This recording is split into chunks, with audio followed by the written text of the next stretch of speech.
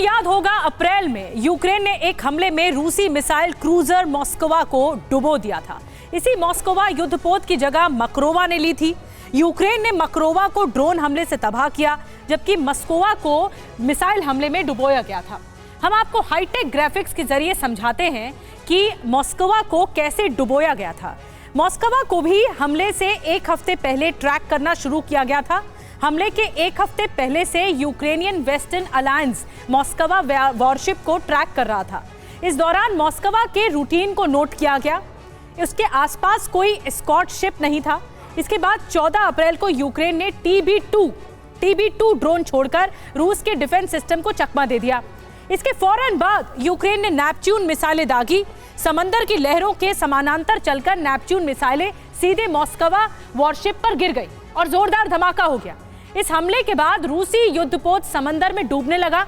इसीलिए युद्धपोत पर मौजूद 510 रूसी सैनिकों का रेस्क्यू करना पड़ा था। और एक एक इंसिडेंट आपको हम दिखा रहे हैं ग्राफिक्स के जरिए। मॉस्कोवा पर किसी रॉकेट हमले से इनकार किया गया। उस वक्त पुतिन सरकार ने कहा था कि विस्फोट गोला बारूद से हुआ है। अब आप अंदाजा लगा सकते हैं कि रूस यूक्रेन के बीच हालात कितने हाहाकारी और विनाशकारी होंगे। यही हालात दुनिया को दहला रहे हैं। मकारोव पर हुए हमले ने बहुत बड़ी जंग का सायरन बजा दिया। ये अलार्मिंग संकेत हैं। यह हमला ऐसे वक्त में हुआ है जब रूस और अमेरिका जंग के मुहाने पर खड़े हुए हैं। तो क्या मॉस्कोवा का हमला वर्ल्ड वॉर की शुरुआत है? ये समझिए हमारी अगली रिपोर्ट में। देखिए जरा।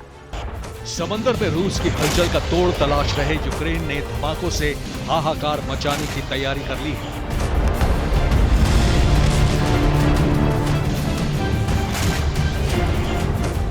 वॉर जोन पर तेजाबी हवा फैलाने के लिए न्यूक्लियर प्लांट पर भी धमाके हो रहे हैं। लेकिन आपको अभी चौंकने की जरूरत नहीं है, क्योंकि अभी महाविनाश के प्लान का असल विस्तार बाकी है।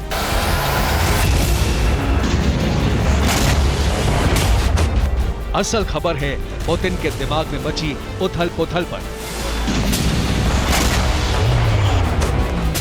ये चेहरा जितना शांत और हंसमुख दिखता है, उसका कारण सिर्फ पुतिन की स्पाई ट्रेनिंग है। दरअसल इस मुस्कुराहट और शांति के ठीक उलट पुतिन के दिमाग में वॉर स्ट्रैटेजी बनाने और उसे एग्जीक्यूट करने वाली खलबली है।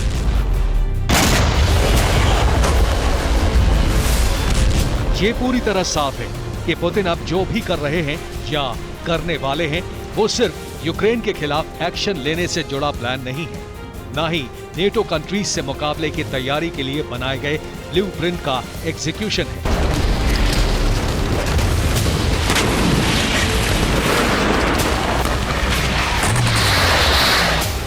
बल्कि क्रेमलिन से जारी आदेश और उसके एग्जीक्यूशन का संबंध वर्ल्ड वॉर की तैयारी से जुड़ा है।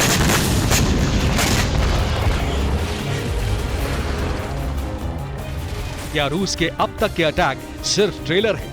क्या रूस यूक्रेन की जंग का विस्तार अभी बाकी है? क्या सब पुतिन के प्लान के मुताबिक हो रहा है?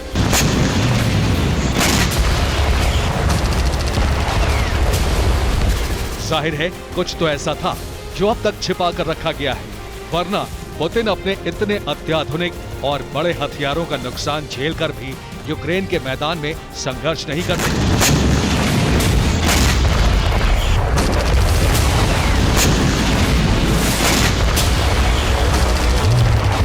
या तो यूक्रेन को तबाही वाले विस्फोटकों से पूरी तरह तबाह कर चुके होते, या फिर डॉनबास रीजन के कब्जे में आने के बाद यूक्रेन के बाकी हिस्से खाली कर दिए होते।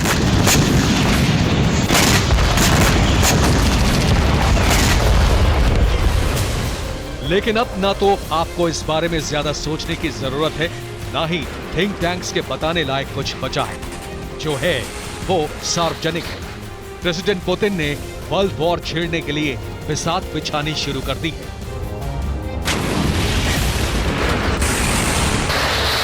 प्रेसिडेंट पुतिन ने अमेरिका को घेरने के लिए एशिया में भी मोर्चा खोल दिया है। ताइवान को लेकर अमेरिका को रूस ने कटघरे में खड़ा कर दिया है। दुनिया में अमेरिका की बादशाहत को पुतिन ने खुली चुनौती दे दी है। इसके अलावा यूक्रेन में नेटो से निपटने के लिए भी वर्ल्ड वॉर लेवल की तैयारी रूस ने दिखा दी है।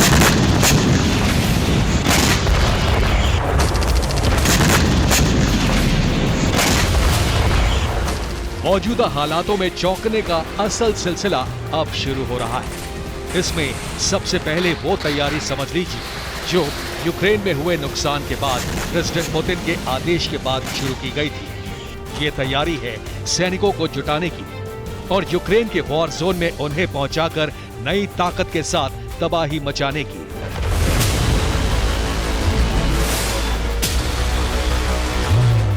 आपने बिल्कुल सही सुना।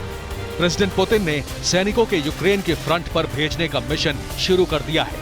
यानी न तो अब रूस के पास सैनिकों की कमी है, न ही अपने देश के लिए जान देने वाली रूसी सैनिकों के जज्बे में कोई कमी महसूस होगी।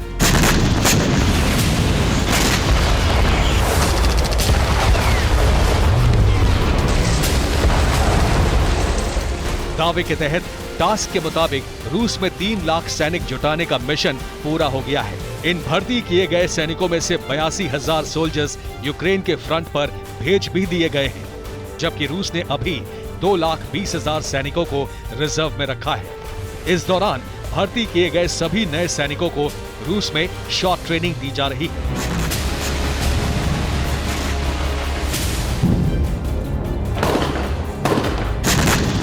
यानी पुतिन का प्लान अब सिर्फ यूक्रेन की जंग जीतना नहीं है, बल्कि प्लान वर्ल्ड वॉर की तैयारी है। ये ठीक वही रणनीति है जो दशकों पहले सेकेंड वर्ल्ड वॉर के दौरान ज्यादातर देशों ने अपनाई थी, आम लोगों को सैनिक बनाकर जंग के मैदान में उतार देना। लेकिन इसमें फर्क सिर्फ इतना है कि हर सैनिक को ट्रेन किया जा रहा है और ट्रेनिंग बेलगोरोद में जारी है।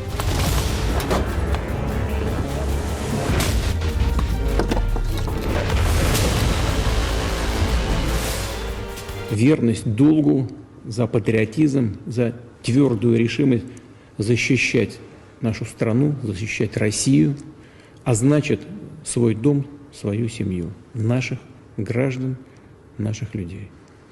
И прошу вас эти слова благодарности передать войскам.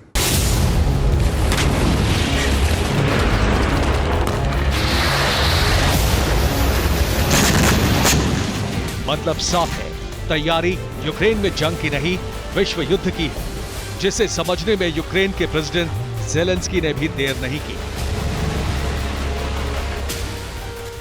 हम फ्रंट लाइन पर बिल्कुल अलग महसूस कर रहे हैं।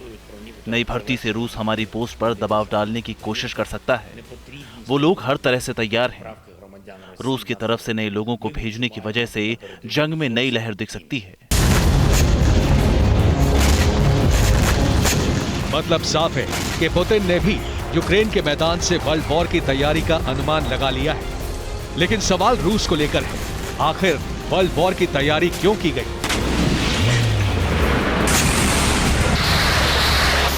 जवाब है 2024 में प्रेसिडेंट के लिए चुनाव।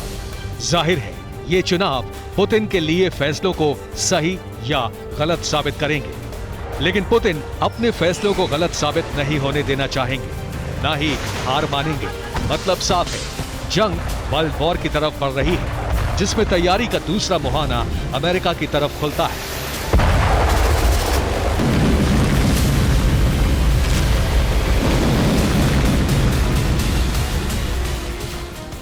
ताइवान और चीन के संबंध अमेरिका को नष्ट नहीं करने चाहिए थे।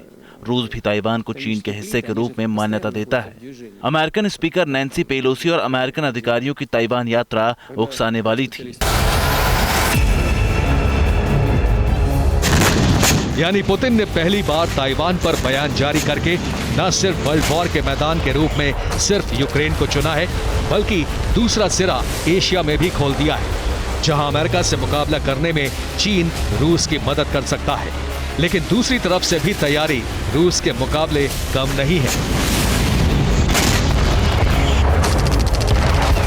अमेरिका ने भी यूक्रेन को $275 मिलियन के हथियार की नई खेप भेज दी है। इन हथियारों में फाइटर जेट्स के लिए सैटेलाइट बेस्ड सिस्टम भी शामिल है। अब तक के 23 पैकेज के मुकाबले अमेरिका के यूक्रेन को भेजे हथियार ज्यादा घातक हैं।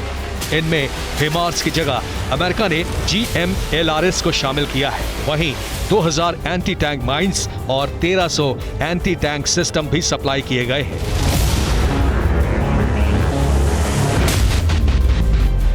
सिर्फ इतना ही नहीं, 125 high mobility multiple wheeled vehicles और छोटे हथियारों समेत गोले और कारतूस भी अमेरिका ने यूक्रेन तक पहुंचा दिए हैं। इसके अलावा ब्रिटेन ने भी अलग मदद भेजी है। इसके ठीक उलट रूस की मदद के लिए बेलारूस ने भी करीब 65,000 मीट्रिक टन बारूद रूस को दिया है। रही बात रूस के मुकाबले यूक्रेनी सैनिकों की ट्रेनिंग की, तो इस ट्रेनिंग के लिए पोलैंड के एक जनरल को हेड बना दिया गया है, जिसके नेतृत्व में ऑस्ट्रेलिया की एक टीम यूक्रेनी फोर्स को ट्रेनिंग देगी। Bureau report, TV9 Bharatvarsh.